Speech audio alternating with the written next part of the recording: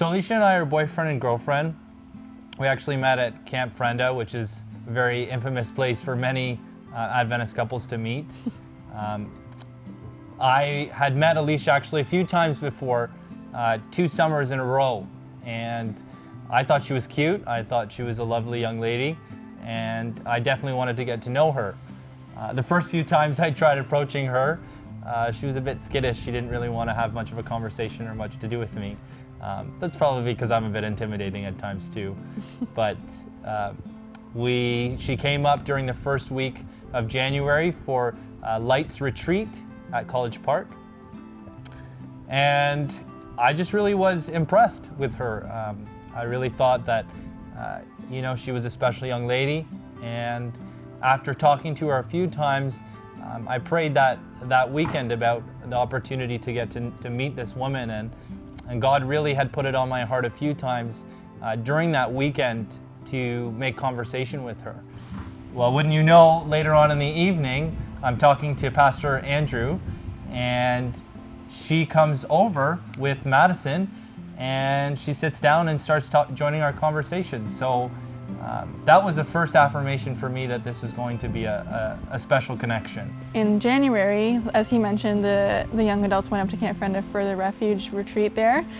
And when I got there, Josh welcomed me. He's like, "Hey Alicia, how's it going?" Like, gave me a nice big hug, and I was like, "Who is this guy?" Like, I knew who he was, but like I didn't know we were that comfortable with each other or whatever.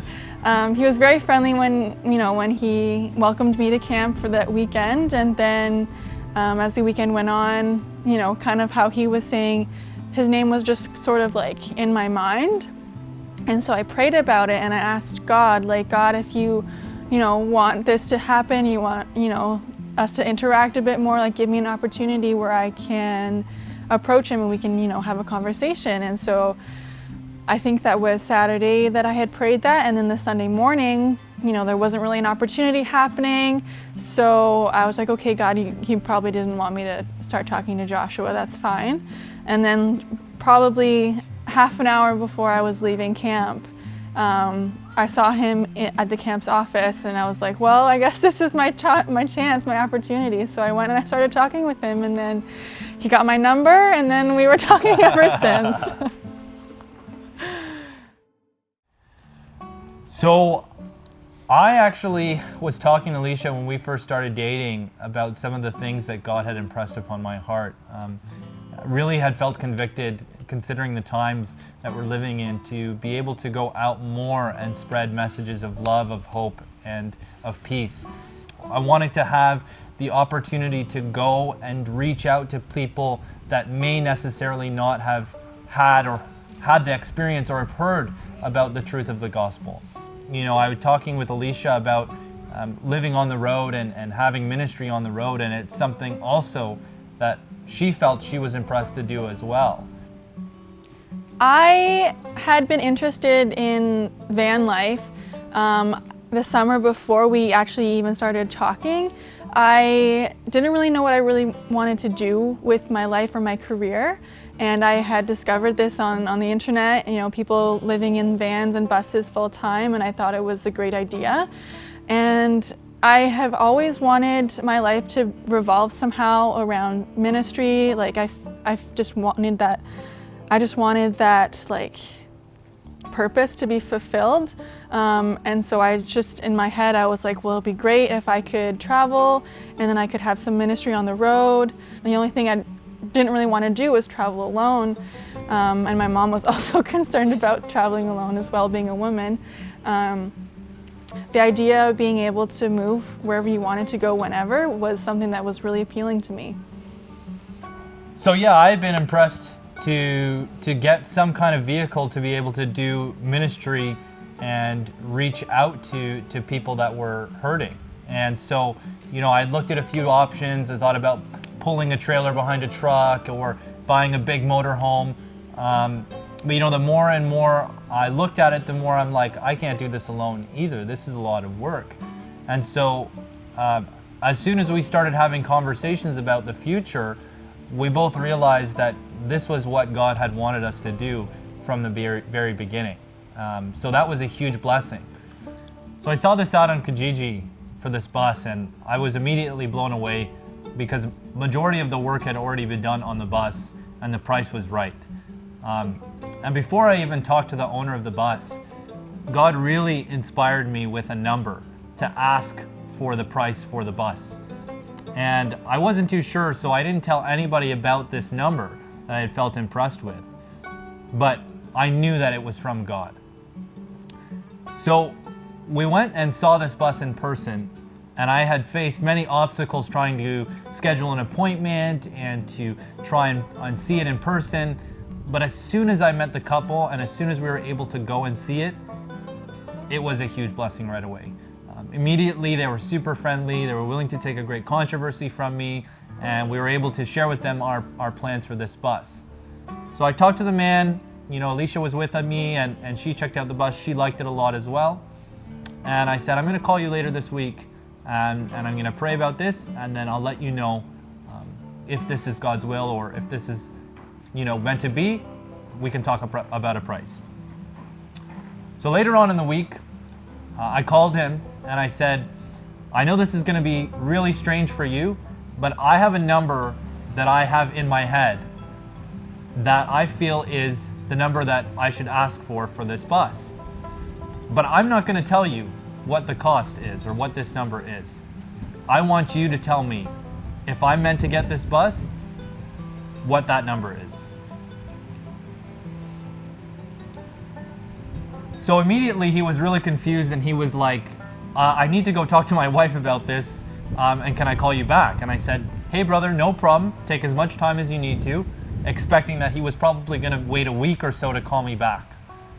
So I told Alicia what was going on. I called her, and right away this guy called me right back. So I said, I'm sorry Alicia, I gotta go, and I took the phone.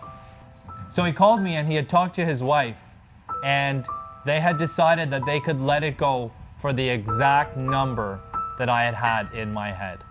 I was blown away.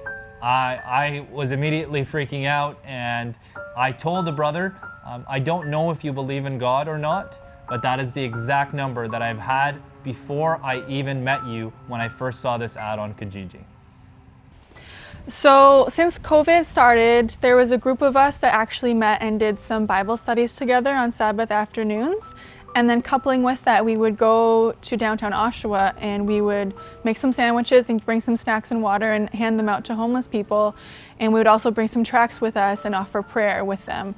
So through that, we were able to reach out to a few different homeless people. We know a few of them by name now, and it's kind of a blessing and kind of just a nice little friendship that we've created with these people. And so since that, we sort of wanted to have this bus ministry, and we wanted to sort of do the same thing, but maybe reach out to farther, reach out to larger areas and go past Oshawa to reach out to people in need, whether it be homeless, whether it be people that are sick, or even the Native communities here in Canada. So we got this bus, and I foresee us as an extension of this ministry to do more hands-on, one-on-one ministries with people that not only need the gospel of Jesus Christ, to hear about the love and His redeeming grace, but also to be able to provide for their needs, whether that be a sandwich, whether that be a Bible study, whether that be a prayer. And we want to be able to provide and reach people like Jesus reached them.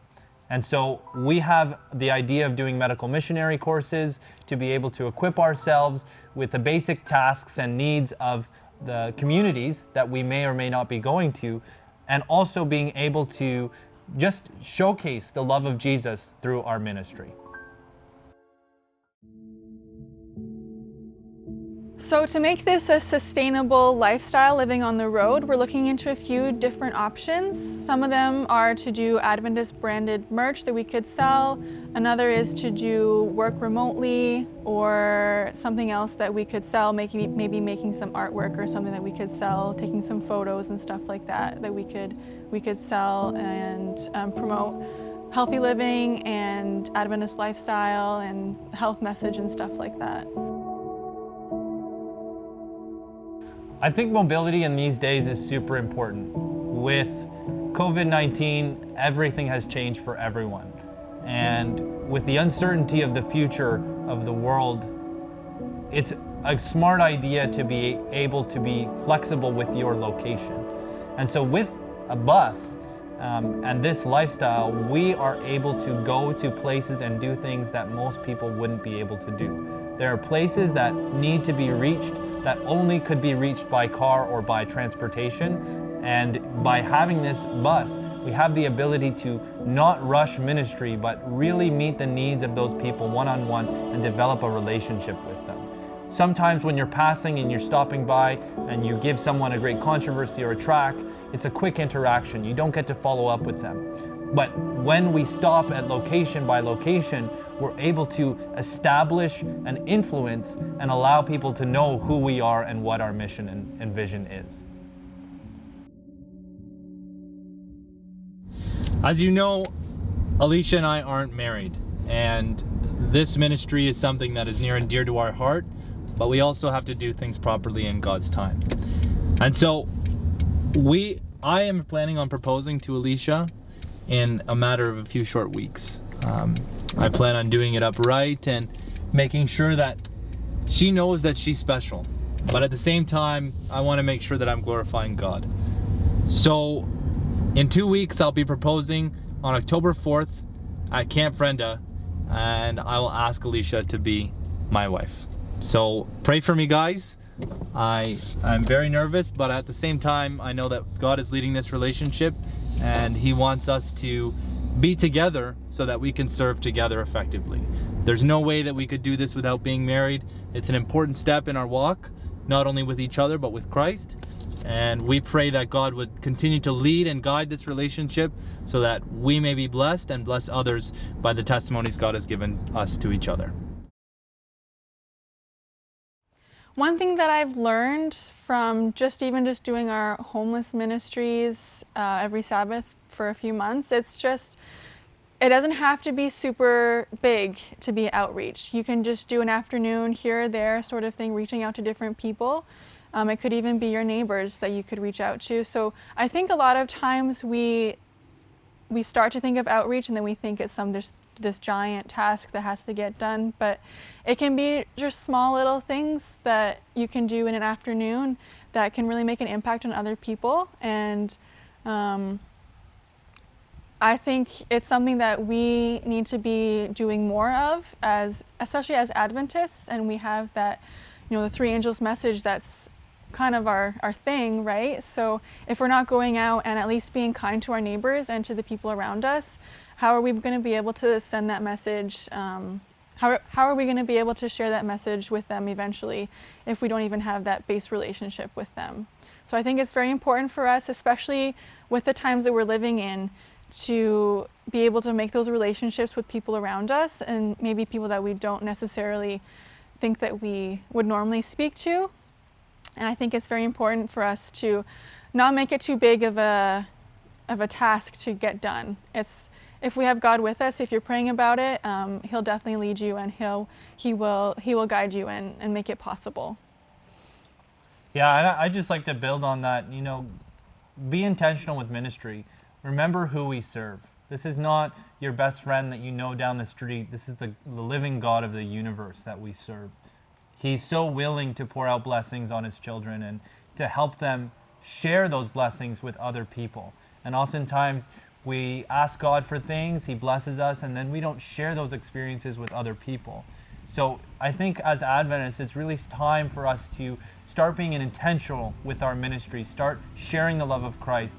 And the third angel's message is all about showing people the character of Christ. So go out there, do your best to be a role model in your community, to be an example, and let others see Christ's love through you.